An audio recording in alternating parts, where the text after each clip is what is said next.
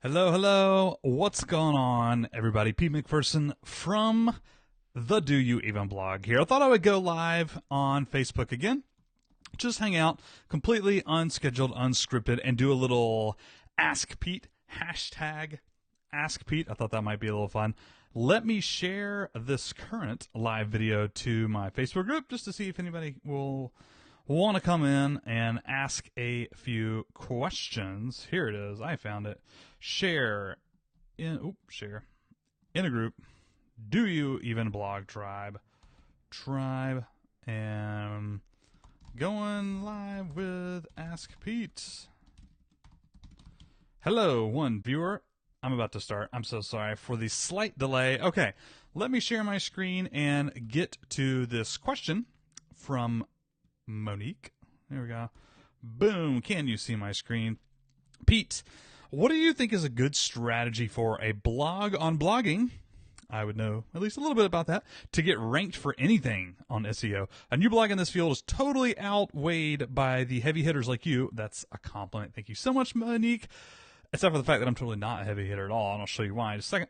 And so many other well-established sites. Is there any chance for newbies coming in? If so, what strategy do you suggest we start with? So that is an excellent question, and I would say this not only applies to like the blog about blogging niche and the SEO niche. Like if you're starting a new SEO blog trying to rank, whew, hats off. Good luck to you. Totally difficult, right? And I pulled up some keywords in Ahrefs right here that I use. I typed in how to start a blog or start a blog. How to start a blog, I think might actually be even more difficult. 77 though, keyword difficulty in Ahrefs. That's incredibly hard. We estimate that you'll need backlinks from 291 websites to rank in the top 10 for this keyword. What? That's a lot for those of you who don't know, especially if you're a new blogger and you don't have thousands and thousands of followers to like, hey, would you mind linking back to this? And you don't have 17 years to do backlink outreach. Like, by the way, I'm targeting some of these keywords and it's tough going. Let me tell you, what chance do we have, right? What strategy do we have? So I came up with a few things. Some of these have worked for me and some of which are maybe just a little bit more general. You should be able to see them. I'm not sure why. Huh. That's weird. You can't see them, so let me just start a little text document right here. I am going to type it out. First and foremost is going to be the data-driven approach. One's going to be, just takes more time. There you go. I already covered that bullet point. Number 3, long tail, question mark, gasps. And then last one, the Waldo formula. That's what I'm going to call it right here, the Waldo formula. Can you guys see that? Is that like super small? Let's come and bump up here, baby, a little bit. Cool. Now, okay, hopefully you can see that. So this won't take but like 4 or 5 minutes, so stick with me here. For either new bloggers or people who are in year 2, like myself, who stand any chance whatsoever at driving SEO traffic to their blog in these broad niche and for specific difficult keywords, I think it has to be one of these 4. And some of these are kind of related, as you'll see. Number 2, I already kind of talked about. It just takes more time.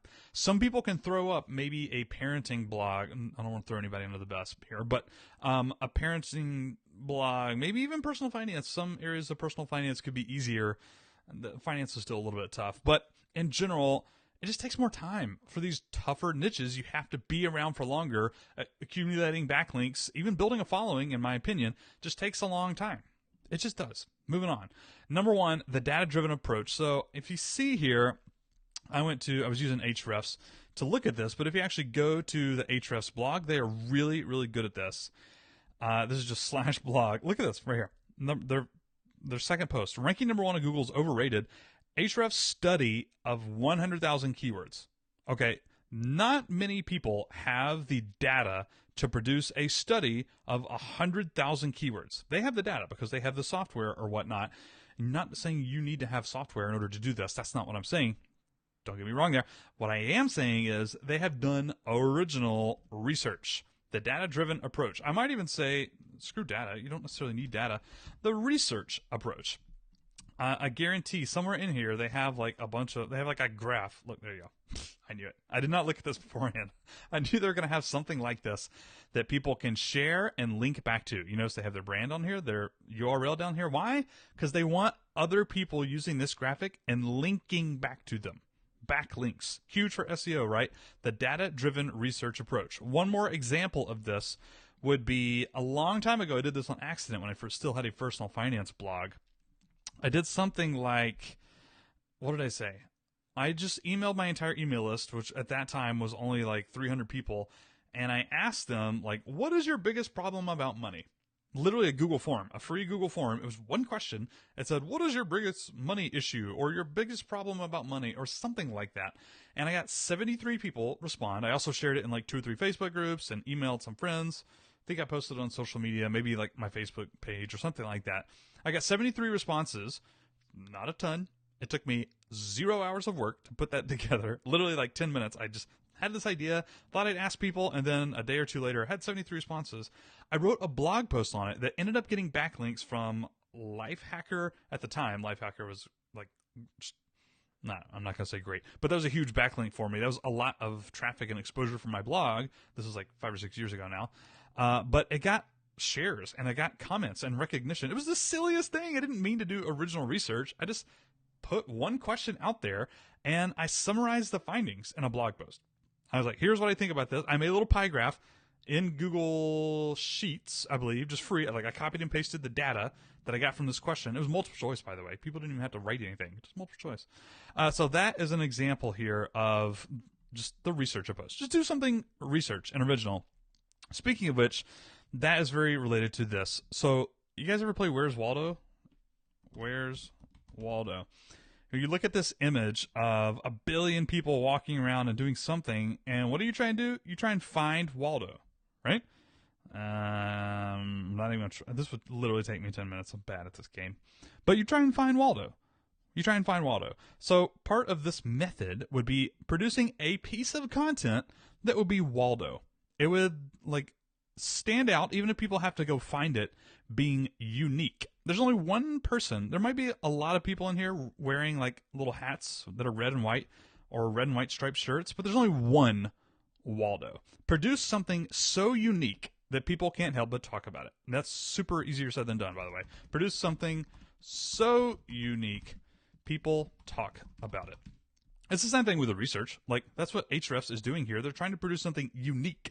Only they can do, or only they have done. Produce something incredibly unique, the research, the data, if you have the data, or whatever that is, an original idea, an original opinion, a new recipe if you're a food blogger. Like something legitimately new and interesting and unique in the real sense of the word.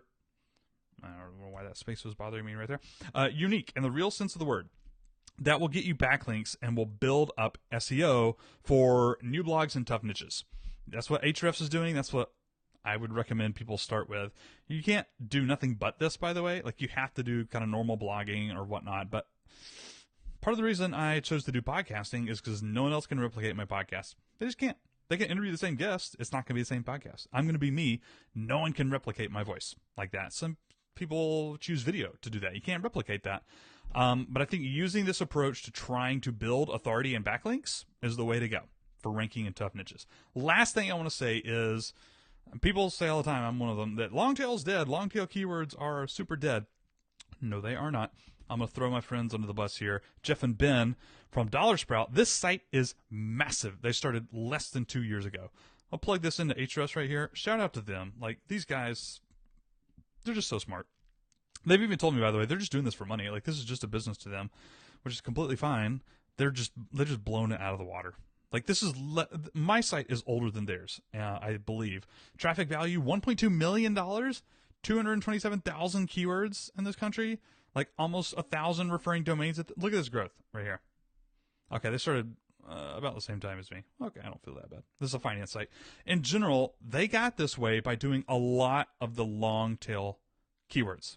Long tail is not dead. It's not ideal anymore. But if you have the time and energy to produce the long tail content. And by that, I mean lots and lots and lots and lots of blog posts. I don't know how many blog posts they have on Dollar Sprout, but it's a ton. It's the big media sites too, the Forbes, the Inc., the Entrepreneur.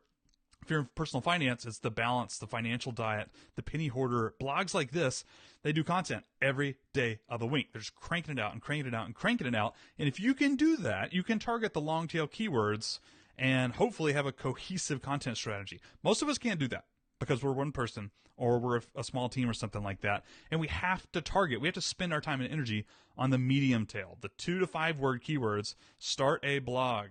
Might be, well, that's a competitive one, but in general, like that area. SEO tips for beginner bloggers. Beginner SEO tips might be one. It is not impossible to grow a new blog in a tough niche. It's not impossible. It's just super hard. I highly recommend these right here. This is kind of the same one. The Waldo formula, producing something so unique. People just have to talk about it. Super difficult to do. But a research and data-driven approach might be one way for newer creators to do that. 2, it just takes more time. And then 3, if you have the opportunity to produce more and more content that targets long tail search, you can hopefully use that to kind of start to build the momentum in Google. More and more backlinks happening organically because you're on the top 3 results for something. It may not be the huge keywords, but you're on there for something. So that is a fantastic question. Huge thanks to Monique for doing that. If you have any questions for me, or if I don't know the answer, I can go find it out and try and bring you something. Come at me on Twitter or email me, pete@doyouevenblog.com. Also just post on this video or hit me up on the Do You Even Blog Facebook page for that matter. I don't care. Or on Twitter @DoYouEvenBlog. You're welcome to use the hashtag AskPete. Hashtag AskPete. Or not. You can just, no one else does. It's a new thing. You can just ask me questions, and I'm happy to hop on Facebook Lives and try and answer them the best I can. Thank you so much for watching, and I hope you have a lovely, lovely day blogging. Adios.